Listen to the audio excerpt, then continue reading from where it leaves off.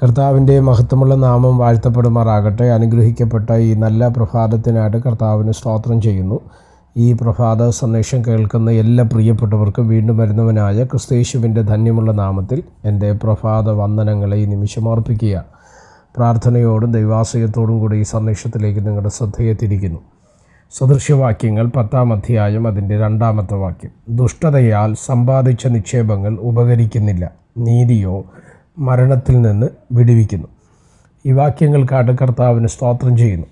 അനുഗ്രഹിക്കപ്പെട്ട ഒരു ചിന്തയാണ് ഇന്ന് പ്രഭാതത്തിൽ നിങ്ങളുമായി പങ്കുവയ്ക്കുവാൻ കർത്താവിൽ ശരണപ്പെടുന്നത്. പലപ്പോഴും ഇന്ന് മനുഷ്യൻ സമ്പത്തുണ്ടാക്കാൻ വേണ്ടി തിരഞ്ഞെടുക്കുന്ന വഴികൾ അപകടകരമാം വിധത്തിൽ ഉയർന്നുകൊണ്ടിരിക്കുന്ന ഒരു കാലത്തിലാണ് നമ്മൾ എന്ത് ചെയ്യുന്നത്, ജീവിക്കുന്നത്. ഇന്ന് മനുഷ്യൻ്റെ ഹൃദയത്തിനകത്തുള്ള ചിന്ത എന്ന് പറയുന്നത് എങ്ങനെയും പണക്കാരനായി മാറുക. അതിലേത് വഴി എങ്ങനെയെന്നുള്ളത് പലർക്കും വിഷയമേ അല്ല. എന്നെ ശ്രദ്ധിക്കുന്ന ദൈവമക്കളോട് ഞാൻ ഈ പ്രഭാതത്തിൽ കൈമാറുന്ന ഒരു ദൈവിക സന്ദേശമാണ്.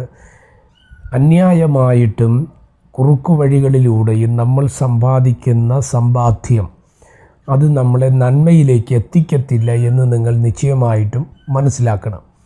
നിശ്ചയമായി ഇത് നമ്മളെ ഇന്നല്ലെങ്കിൽ നാളെ നമ്മുടെ ജീവിതത്തെ ഇത് തകർക്കും.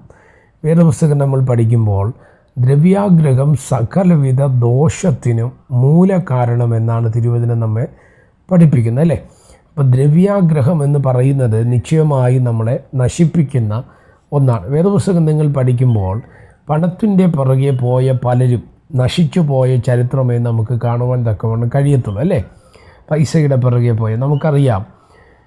എലിശയുടെ പുറകെ സഞ്ചരിച്ച ശക്തനായ ഒരു പ്രവാചകനായിരുന്നു ഗേഹസി. ഗേഹസി എങ്ങനെ വീണുപോയത്? പൈസയുടെ പിറകിലാണ്, അല്ലേ? നയമാൻ കൊണ്ടുവന്ന നന്മയുടെ പിറകിലാണ് അവൻ വീണുപോയത്. അവൻ കുഷ്ഠരോഗിയായിട്ട് മാറിപ്പോയി എന്നുള്ളത് നമ്മൾ തിരുവചനത്തിലൂടെ മനസ്സിലാക്കുവാൻ തക്കവണ്ണം കഴിയും. ശലോമോൻ തകരുന്നതിൻ്റെ പ്രധാന കാരണം സമ്പത്തിൻ്റെ പിറകെ പോയതാണ്. അപ്പോൾ ഇവിടെയെല്ലാം പല ദൈവിക മനുഷ്യരെയും പിശാച് തകർത്ത് കളഞ്ഞതിൻ്റെ പ്രധാന കാര്യമെന്ന് പറയുന്നത് സമ്പത്തിൻ്റെ പിറകെ മനുഷ്യൻ പോയി എന്നുള്ളതാണ്. ദൈവത്തിൻ്റെ പുറകിൽ സഞ്ചരിക്കുന്നതിന് പകരം, നീതിയുടെ പുറകിൽ സഞ്ചരിച്ചതിന് പകരം സമ്പത്തിൻ്റെ പുറകെ യാത്ര ചെയ്യണം. അപ്പോൾ നിങ്ങൾ ചോദിക്കും, സമ്പത്ത് വേണ്ടേ? വേണം. സമ്പത്തില്ലാതെ ഇന്ന് ഒരു കാര്യം നമുക്ക് ചെയ്യാൻ പറ്റത്തില്ല. നമ്മുടെ ഓരോ ദിവസവും ദൈനംദിന ജീവിതത്തിനകത്ത് നമുക്ക് ആവശ്യമുള്ളതെല്ലാം നടക്കണമെങ്കിൽ നമുക്ക് കാശ് ഉണ്ടായേ തീരൂ, അല്ലേ? ഞാൻ എൻ്റെ പ്രസംഗ ശൈലി പറയാറുണ്ട്, ഗാന്ധിജിയുടെ ഫോട്ടോയുള്ള ആ പേപ്പർ ഇല്ലെങ്കിൽ നമുക്കൊരു വിലയില്ല. സത്യമാണ്, ഓക്കെ. പക്ഷേ നമ്മുടെ ചിന്ത അതിൻ്റെ പിറകിലാകരുത്. സ്തോത്രം. പകരം അത് തന്ന ദൈവത്തിൻ്റെ പിറകിൽ നമ്മൾ പോയാൽ നിശ്ചയമായിട്ടും സമ്പത്ത് നമ്മുടെ അടുക്കൽ വരും. വേദപുസ്തകം നമ്മളെ പഠിപ്പിക്കുന്നു, നന്മയും കരുണയും നിൻ്റെ ആയുഷ്കാലമൊക്കെയും നിന്നെ പിന്തുടരും എന്ന് പറയുന്നത് പോലെ സമ്പത്ത് നമ്മുടെ പുറകിൽ വരും. ഒരിക്കലും അതിൻ്റെ പുറകിൽ നമ്മൾ പോകേണ്ട ആവശ്യം ഇല്ല. അതുകൊണ്ട് എന്നെ ശ്രദ്ധിക്കുന്ന ദൈവമക്കളോട് ഞാൻ പറയാം, സമ്പത്തിൻ്റെ പുറകെ പോകാതെ ന്യായമായ നന്മകൾ, നമ്മുടെ ജീവിതത്തിൽ നമ്മൾ അധ്വാനിക്കുന്ന നന്മകൾ നമ്മുടെ ജീവിതത്തിൽ കൈവശമാക്കി സ്തോത്രം നീതിയോടെ നടന്നാൽ ജീവനിലേക്ക് നമ്മൾ എടുക്കപ്പെടും. അതിനായിട്ട് ദൈവം നമ്മളെ സഹായിക്കട്ടെ.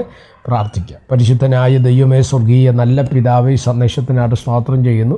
ഈ സന്ദേശം കേൾക്കുന്ന എല്ലാ പ്രിയപ്പെട്ടവരെ തൃക്കരങ്ങൾ തരികയാണ്. അവിടുന്ന് ചിറകടിയും മറയ്ക്കുകയും സഹായിക്കുകയും അനുഗ്രഹിക്കുകയും ചെയ്യണം. ഈ സന്ദേശം അനേകർക്ക് അനുഗ്രഹവും ആശ്വാസവുമായി മാറുവാൻ സ്വർഗം ഇടവരുത്തിയാണ്. മഹത്വം അങ്ങേക്ക്. യേശു കർത്താവിൻ്റെ നാമത്തിൽ പ്രാർത്ഥനകളെ കേൾക്കണം. സ്വർഗീയ നല്ല പിതാവേ, ആമേൻ. എല്ലാവരെയും ദൈവം അനുഗ്രഹിക്കട്ടെ. God bless you.